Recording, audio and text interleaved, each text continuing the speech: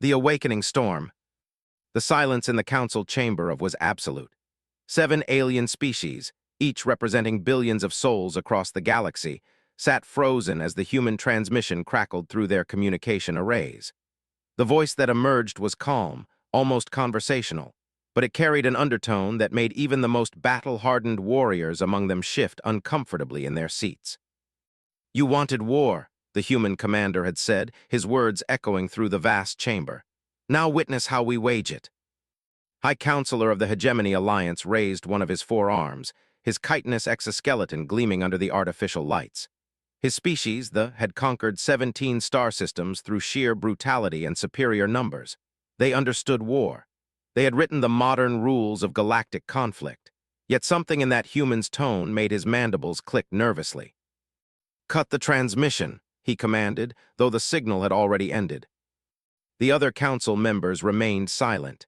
Admiral of the Crystalline Collective, her translucent body pulsing with agitated bioluminescence, finally spoke. "Perhaps we underestimated them." Counselor Thane, representing the machine intelligence of the synthetic consensus, processed the statement with mechanical precision. "Probability calculations indicate the humans possess military capabilities beyond our initial assessments. Their resistance to our preliminary strikes suggests technological parity or superiority." His primary eyes narrowed. "Impossible. We monitored their development for 3 centuries. They barely achieved faster-than-light travel 50 years ago. We have been masters of the void for." The truth was more complex than any of them wanted to admit. 3 months earlier, humanity had rejected the Alliance's ultimatum to surrender their outer colonies and submit to hegemony rule. It was standard procedure. A newly spacefaring species would resist, put up token fights, and eventually capitulate when faced with the overwhelming might of 7 unified civilizations. The humans should have followed the pattern. They didn't. The first battle at Station should have lasted hours. Human defenders, armed with what the Alliance assumed were primitive plasma weapons and basic shields, faced a fleet of 200 hegemony warships. The battle lasted 3 days. When it ended, 67 Alliance vessels limped away from the wreckage of what had been their expeditionary force. The humans hadn't just fought, they had adapted. Their ships moved in patterns that conventional tactical doctrine. Their weapons seemed to learn from each engagement, becoming more effective with every exchange. Most disturbing of all, they had displayed technology that the Alliance's greatest scientists insisted was theoretically impossible. "Show me the tactical reports again," demanded. The holographic display materialized above the council table, showing the engagement from multiple angles. The human ships were smaller than their hegemony counterparts, sleeker in design, but there was something unsettling about their movements. They didn't follow predictable attack patterns. Instead, they seemed to anticipate their opponent's strategies, responding to threats before they fully materialized. "Notice the energy signatures here," Admiral highlighted sections of the display. "Their weapons aren't just plasma-based. There's something else, something that interferes with our ship systems at a quantum level." "Quantum disruption technology," Counselor Thane confirmed. "We theorized about such weapons but determined them impractical. The energy requirements would be astronomical." "Yet the humans seem to have solved that problem," muttered General of the Warrior Caste, his massive frame tensing with what his species considered professional admiration. The Empire respected strength above all else, and these humans had demonstrated considerable strength. The holographic display shifted to show intelligence reports from human space. What they revealed was troubling. Human colonies weren't just defending themselves. They were expanding their defensive networks, building new types of ships, and most concerning of all, they appeared to be retrofitting civilian vessels for combat roles. "They're militarizing their entire society," observed Doctor of the Scholarly Dominion, her tentacles writhing with anxiety. "This level of rapid military development should be impossible for a species their age." Studied the reports more carefully. Human industrial capacity had somehow tripled in the months since the conflict began. Their shipyards, previously capable of producing a handful of vessels per year, were now launching dozens of warships monthly. The engineering behind such rapid expansion, everything the Alliance understood about technological development. "Perhaps," Counselor Thane suggested with mechanical logic, "we failed to account for human psychological adaptability. Their species appears to thrive under existential pressure. The suggestion hung in the air like a toxin. Every species in the Alliance had evolved to dominate through established patterns, overwhelming force, technological superiority, or numerical advantage. The idea that a species might become more dangerous when threatened contradicted their fundamental understanding of galactic civilization. "We need more data," Admiral declared, her bioluminescent patterns flickering rapidly. "Our intelligence networks in human space have gone silent. We're fighting an enemy we don't understand." That was the heart of their problem. For 3 centuries, the Hegemony Alliance had maintained peace through strength. New species were studied and integrated according to strict protocols. Resistance was expected and planned for, but humans weren't following any known pattern. Their technology appeared to be advancing in real time, adapting to each new threat. Their tactical approaches combined elements from multiple schools of military thought in ways that shouldn't have been possible. Most disturbing of all, they seemed to understand Alliance capabilities better than the Alliance understood theirs. "The preliminary intelligence suggested they were fragmented," General rumbled.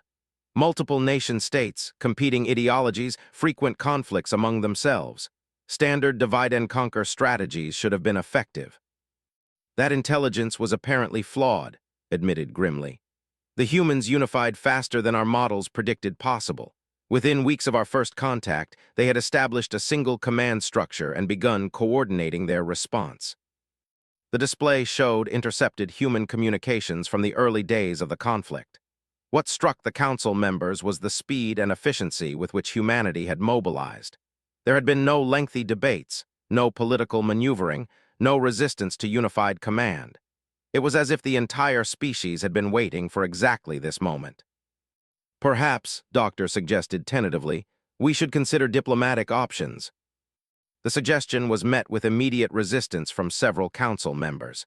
The Hegemony Alliance didn't negotiate with primitives.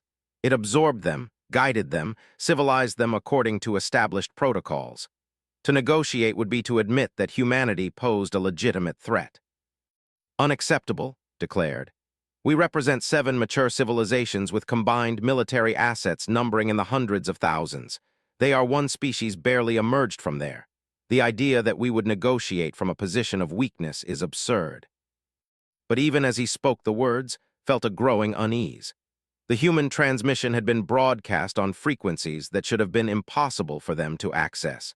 They had somehow penetrated the most secure communication networks in the galaxy to deliver their message directly to the Alliance High Council. "Now witness how we wage it." The words echoed in his mind.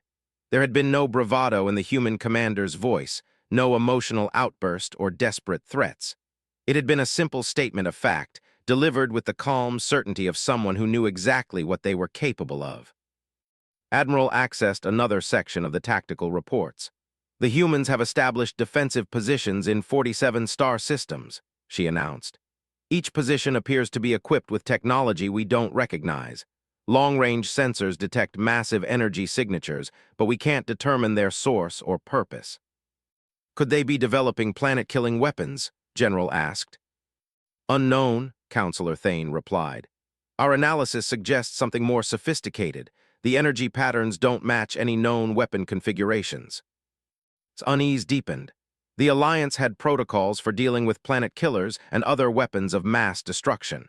What they were seeing from human space didn't fit any established category. It was as if humanity was playing by completely different rules. The holographic display updated again, showing the most recent intelligence from the front lines. Alliance scout ships had attempted to probe human defensive positions, only to encounter something unprecedented. Their ships simply vanished.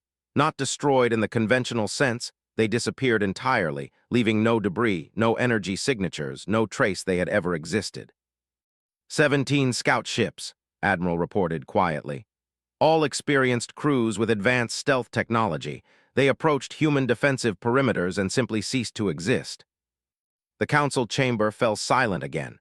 Each member was processing the implications through their species' particular lens of understanding, and none of the conclusions were comforting. "We need to accelerate our military preparations," finally declared. "Mobilize the full war fleet. Bring our forces from the outer territories. If the humans want to test the Alliance's resolve, they'll face the combined might of 7 civilizations.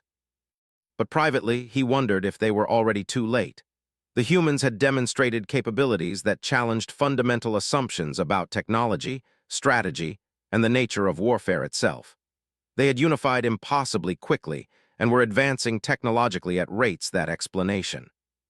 Most troubling of all was the possibility that humanity had been preparing for this conflict longer than anyone realized. Their rapid adaptation, their technological leaps, their seamless transition to wartime production, it all suggested a species that understood exactly what was coming.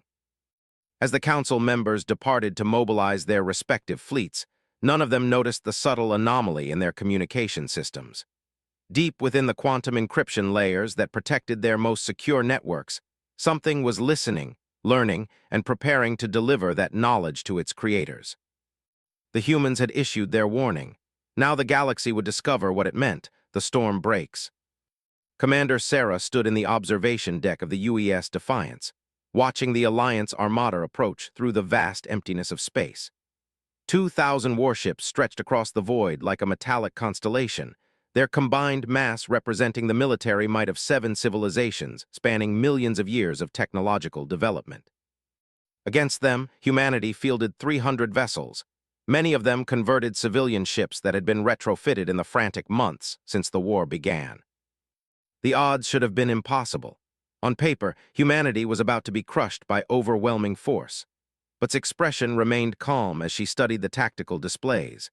The Alliance commanders were about to learn why humanity had survived ice ages, plagues, and global wars to emerge as a spacefaring species.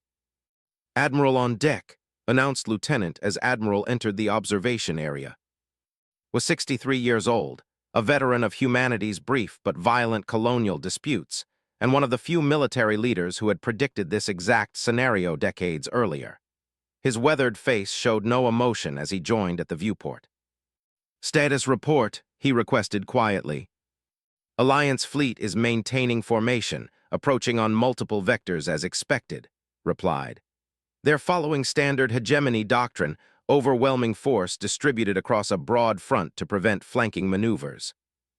Nodded, they still think they're fighting a conventional war. The truth was more complex than the Alliance could possibly understand. Humanity's rapid technological advancement hadn't been the result of sudden inspiration or alien technology. It was the culmination of decades of preparation by individuals who understood that first contact would inevitably lead to conflict. Dr. Elizabeth Hawthorne had published her controversial papers on aggressive alien contact scenarios in 2157. Most academic institutions had dismissed her theories as paranoid speculation. The military had not. While diplomats prepared optimistic first contact protocols, a small group of researchers and strategists had quietly developed contingency plans for the scenario everyone hoped would never occur. When the Alliance issued its ultimatum, humanity's response had been swift because the foundations for that response already existed. Hidden research facilities activated. Classified technologies emerged from decades of secret development. Most importantly, psychological and sociological preparations that had been dismissed as unnecessary proved invaluable. "Phase 1 initiation in 30 seconds, announced the communications officer. Activated his command interface.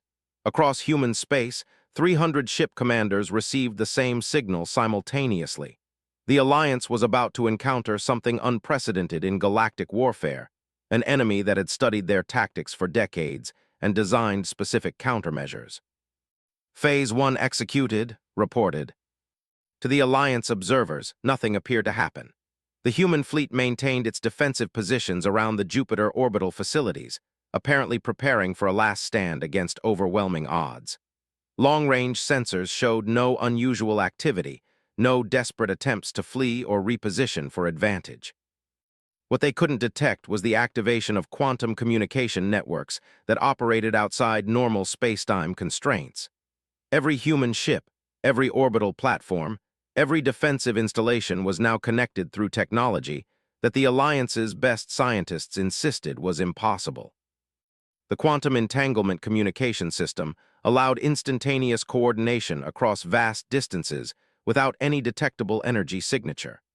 Combined with advanced tactical AI systems that could process millions of battlefield variables in real time, it gave humanity something no other species had ever possessed: perfect battlefield awareness. Admiral commanded the Alliance fleet from his flagship, the Dominion's Pride. His tactical displays showed human positions marked in red against the green icons of his own forces. The disparity was obvious: his fleet and the human defenders by more than 6-1. "Begin the assault," he ordered. "Standard formation attack. Priority targets are military installations and command vessels." The Alliance attack began with precision that came from experience.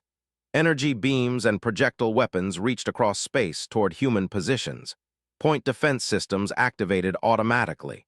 For the first few minutes, the engagement proceeded exactly as hegemony doctrine predicted. Then humanity showed its hand. The human ships didn't retreat or attempt to disperse the incoming fire across their formations. Instead, they did something that violated every principle of space combat. They accelerated directly into the Alliance attack vectors. "Sir," reported, monitoring the tactical displays, "enemy forces are responding as predicted. Their formation is beginning to spread as they attempt to bring maximum firepower to bear." Watch the Alliance fleet adjust its positioning. They were following textbook tactics, using their numerical superiority to create overlapping fields of fire that would overwhelm human defenses through sheer volume. It was the same approach that had worked against dozens of species over the centuries. The problem was that humans had studied those same victories and learned to recognize the patterns. "Execute Phase 2, commanded." The change was subtle at first. Human ships that had been accelerating toward the Alliance formation suddenly altered their trajectories in ways that seemed random. Instead of the predictable evasion patterns that characterize space combat, they moved in coordinated chaos that made targeting calculations increasingly difficult. Admiral noticed the change immediately. His tactical officers were reporting decreased accuracy rates as human vessels seemed to anticipate their targeting solutions and adjust their positions accordingly. "They're jamming our targeting systems," suggested his weapons coordinator. "No, sir," replied the sensor operator. "All systems are functioning normally, they're just moving unpredictably." What couldn't know was that the human movement patterns were far from random. Each ship was following flight paths calculated by AI systems that analyzed enemy targeting preferences, weapon cycling rates, and formation responses in real time. The quantum communication network allowed instant sharing of this data across the entire human fleet. Every shot the Alliance forces fired provided data. Every evasive maneuver was analyzed and incorporated into increasingly sophisticated predictive models. Within minutes, human vessels weren't just evading incoming fire. They were positioning themselves to exploit weaknesses in Alliance formation structures. "Sir," announced, "Alliance fleet is beginning to cluster around priority targets as their formation adjusts to our evasion patterns." Smiled grimly. The hegemony's greatest strength was about to become their greatest weakness. "Execute Phase 3. The change in human tactics was dramatic and immediate. Ships that had been evading and maneuvering defensively suddenly revealed weapons systems that hadn't appeared on any prior intelligence reports. More importantly, they began coordinating their attacks with precision that shouldn't have been possible across such distances. The first Alliance casualties came not from overwhelming firepower, but from surgical strikes against critical systems. Human weapons seemed to know exactly where to hit each type of enemy vessel for maximum effect. Shield generators failed, propulsion systems went offline, and command centers lost power with devastating precision. Admiral watched his tactical display with growing alarm as red indicators began appearing throughout his formation. "How are they targeting our critical systems so accurately?" His chief engineer provided the disturbing answer. "Sir, they appear to have detailed technical specifications for our ships. Their weapons are hitting precisely the points where our designs are most vulnerable." The truth was even more troubling than the engineer realized. For decades, human intelligence operatives had been studying Alliance technology through careful observation of ship movements, energy signatures, and communication patterns. When the war began, humanity already possessed detailed technical manuals for every class of vessel in the Alliance fleet, but had saved the most devastating surprise for last. "Execute Phase 4, he commanded. Across human space, defensive installations that the Alliance had dismissed as primitive suddenly revealed their true nature. The massive energy signatures that had puzzled Alliance intelligence weren't weapons in any conventional sense. They were something far more dangerous, reality manipulation devices that could alter the fundamental properties of space-time in localized areas. The effect was immediate and terrifying. Alliance ships that had been advancing confidently suddenly found themselves in regions where their faster-than-light drives simply didn't function. Physics itself seemed to be turning against them as artificial gravity fields fluctuated wildly, and their navigation systems reported impossible readings. Admiral, monitoring the engagement from her flagship, watched in horror as entire sections of the Alliance formation simply stopped moving. "What's happening to our ships?" Her science officer provided readings that made no sense according to established physics. "Ma'am, we're detecting localized space-time distortions around the human defensive positions. Our ships are encountering regions where normal physical laws appear to be suspended." The reality manipulation technology was humanity's greatest secret and their ultimate insurance policy. Based on theoretical work that had been developed in hidden research facilities for over 50 years, it allowed limited control over fundamental forces within small areas of space. Ships caught within these fields found their technology useless and their tactical options eliminated. But the most devastating aspect of the human response was yet to come. "Execute Final Phase," announced. What happened next would become legend throughout the galaxy.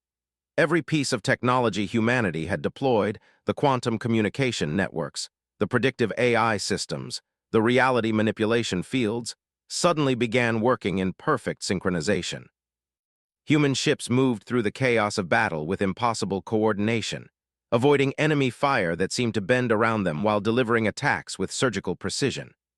Alliance formations, designed for conventional warfare, collapsed as their tactical assumptions proved worthless against an enemy that fought by completely different rules. The Alliance had brought overwhelming force to crush a primitive enemy.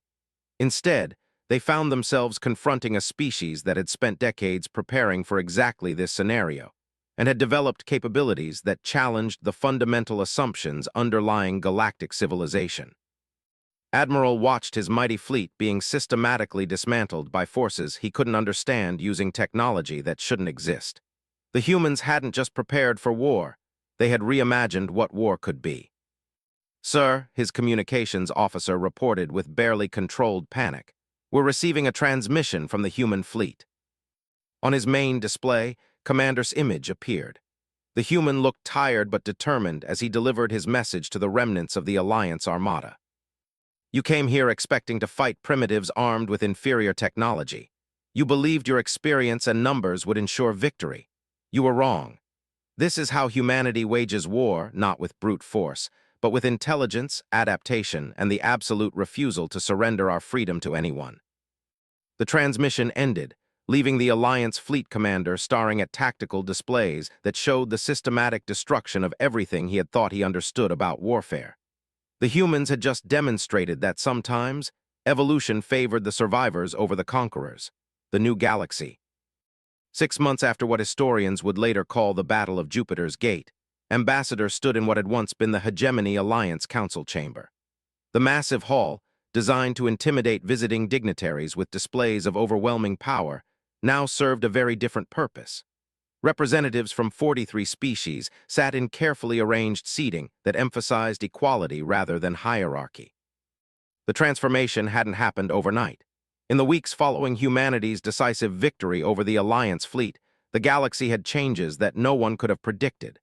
Species that had been subjugated for centuries suddenly found themselves free to determine their own futures. Others, who had served as willing participants in the Alliance's expansion, faced the consequences of their choices. Reviewed her notes one final time before the session began. As humanity's chief diplomatic representative, she carried the responsibility of managing humanity's role in reshaping galactic civilization. It was a role that many of her colleagues found ironic, considering that 6 months earlier, Most of the galaxy had viewed humans as primitive newcomers barely capable of. "The session will come to order," announced President, who had been elected by the participating species to manage the proceedings. The choice of a human leader hadn't been unanimous, but it reflected the reality that humanity had emerged as the dominant military power in the local galactic region. Doctor of the former scholarly dominion was the first to speak. Her species had adapted quickly to the new reality, embracing the opportunity to pursue knowledge without the restrictions imposed by Alliance doctrine. "The Galactic Archives project is showing remarkable progress. With unrestricted access to historical records from all participating species, we're discovering connections and patterns that were hidden for." The project was one of several initiatives designed to replace the Alliance's centralized control with cooperative efforts that benefited all participating species. Rather than imposing human dominance, the new galactic order emphasized collaboration and mutual benefit. It was an approach that many species found surprisingly effective. General, representing what remained of the Empire, provided a military update. His species had been among the most difficult to integrate into the new order, their warrior culture struggling to adapt to a reality where brute force was no longer the ultimate arbitrator. "The joint defense initiatives are proceeding as planned. Mixed species patrol fleets are maintaining security in the former contested regions." The joint defense concept had been humanity's solution to the power vacuum created by the Alliance's collapse.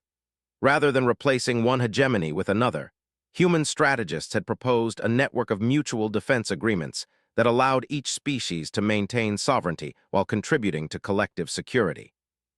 Admiral, now serving as military coordinator for the new order, elaborated on the security situation. "Intelligence reports indicate that the Void Hunters are beginning to probe our outer territories. The former Alliance boundary zones are showing increased activity." The mention of the Void Hunters caused a ripple of unease throughout the chamber. These entities from the galaxy's edge had been held back for centuries by the Alliance's military might. With that barrier removed, they were beginning to test the defenses of the new galactic order. Stood to address the concern. "Our xenobiology teams have been analyzing captured Void Hunter technology. We believe we understand their capabilities and limitations. More importantly, we've developed specific countermeasures that should prove effective."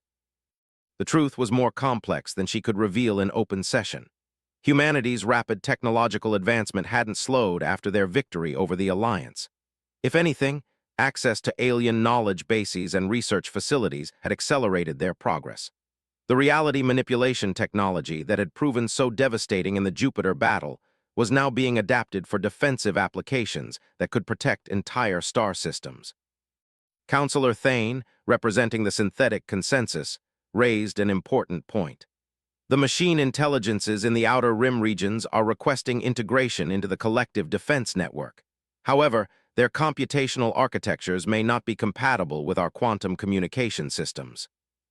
The integration of artificial intelligences into the new order presented unique challenges. Many species had developed sophisticated AI systems, but few had achieved the seamless human-machine cooperation that characterized humanity's approach to technology. Bridging those gaps required careful consideration of each species' unique technological development path. Dr. Sarah, now serving as head of the Technological Integration Committee, had prepared specific recommendations. "We've developed adaptive interface protocols that should allow integration without requiring fundamental changes to existing AI architectures. The key is to treat each artificial intelligence as a distinct participant rather than trying to force standardization." The approach reflected humanity's broader philosophy toward the new galactic order. Rather than imposing uniform systems, they were developing frameworks that allowed diversity while maintaining effectiveness. It was a challenging balance, but early results suggested it was possible. The session continued with reports from various working groups. The Economic Cooperation Initiative was establishing trade networks that replaced the Alliance's tribute system with voluntary exchange agreements. The Cultural Preservation Project was documenting and protecting the unique traditions of species that had been suppressed under Alliance rule. The Scientific Collaboration Network was sharing research across species boundaries in ways that had never been possible before. But beneath the optimistic reports lay awareness of the challenges ahead. The Alliance's collapse had created instabilities throughout the galaxy. Some species were struggling to adapt to their newfound freedom. Others were trying to establish their own regional dominance. Most concerning were the signs that something massive was stirring in the galaxy's core regions. Admiral, now serving as a military advisor despite his species' former role as alliance enforcers, provided intelligence that confirmed everyone's worst fears. Deep space monitoring stations are detecting energy signatures from the galactic center that exceed anything in our databases. The patterns suggest massive technological activation on a scale that dwarfs anything we've previously encountered. The implications were sobering. For all of humanity's technological achievements, they had only encountered the periphery of galactic civilization. The core regions, where the oldest and most advanced species resided, remained largely unknown. The Alliance itself had been essentially a frontier organization compared to what might exist in the galaxy's heart. Felt the weight of responsibility settling on her shoulders. Humanity had assumed leadership of local galactic affairs through military necessity rather than ambition. But leadership carried obligations that extended far beyond their original intentions. We need to prepare for the possibility that our actions have drawn attention from forces we're not yet ready to face, she announced to the Assembly. The collapse of the Alliance may have removed a barrier that was protecting all of us from something much more dangerous. The chamber fell silent as representatives processed the implications.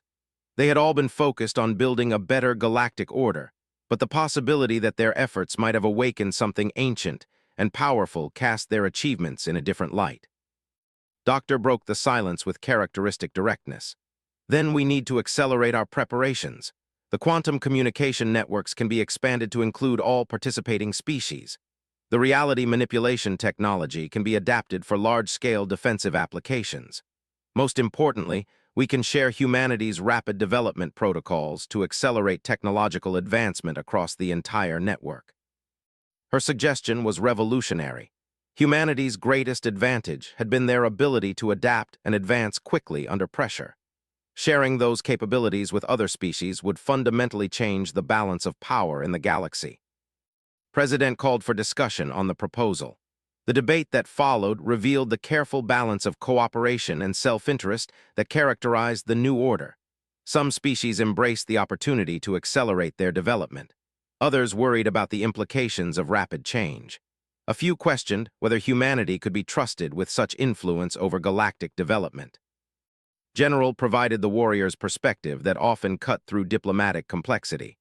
The question isn't whether we trust the humans. The question is whether we're strong enough to face what's coming without them. The intelligence suggests we're not. His blunt assessment carried weight with the Assembly. The Empire's warrior culture gave them insights into threats that more peaceful species might miss. If they believed the danger was real, others took notice. Admiral activated a holographic display showing humanity's latest intelligence analysis. The energy patterns from the galactic core suggest technological capabilities that exceed our understanding. We're detecting signatures that imply manipulation of fundamental forces on a stellar scale. Whatever exists there has been dormant for, but our disruption of the galactic order appears to have triggered some kind of awakening. The display showed energy readings that challenged basic assumptions about what was technologically possible. Entire star systems seemed to be serving as components in vast technological constructions. The power requirements for such projects exceeded the output of entire galaxies. Realized that humanity had been thrust into a role they never sought but could no longer avoid. They had wanted freedom for themselves and had inadvertently become responsible for the freedom of half the galaxy. Now they faced the possibility that even greater challenges lay ahead. We propose the establishment of the Emergency Development Protocol, she announced formally. Full technological sharing among all participating species, accelerated research programs, and integration of all defensive capabilities under unified command. This isn't about human dominance, it's about survival. The vote wasn't unanimous, but it was decisive. 41 species voted in favor, with only 2 abstentions. The galaxy was about to undergo the most rapid technological and social transformation in recorded history, driven by the recognition that traditional approaches were insufficient for the challenges ahead. As the session concluded, remained behind to review the implementation timeline with key coordinators. The next few years would determine whether the new galactic order could evolve quickly enough to face whatever was emerging from the galaxy's ancient heart. Doctor approached her with a private assessment. The quantum resonance patterns we're detecting suggest we have perhaps 5 years before whatever's awakening becomes fully active. That's not much time to prepare an entire galactic civilization for contact with technology that might predate our oldest species. Nodded grimly. Humanity had proven they could defeat the Alliance through superior tactics and technology. But the approaching challenge would require something more: the ability to unite dozens of diverse species in common purpose and elevate their combined capabilities to levels never before achieved. "Then we better make sure every day counts," she replied. Outside the chamber windows, ships from a dozen species moved in coordinated formations, their crews training together for scenarios that challenged everything they thought they knew about warfare and survival. Humanity had demonstrated how to wage war against overwhelming odds. Now they would discover whether they could wage peace with equal effectiveness. The galaxy was entering uncharted territory, and humanity found themselves reluctantly serving as guides for a journey that would test the limits of cooperation, courage, and technological possibility. They had answered the Alliance's challenge with devastating effectiveness. The next test would determine whether that same determination could be channeled toward building something better than what they had destroyed. Deep in the galactic core, ancient machines continued their slow awakening, processing data about the curious species that had disrupted a careful balance. Humanity was about to discover that their victory over the Alliance had been merely the first movement in a much larger symphony of galactic transformation.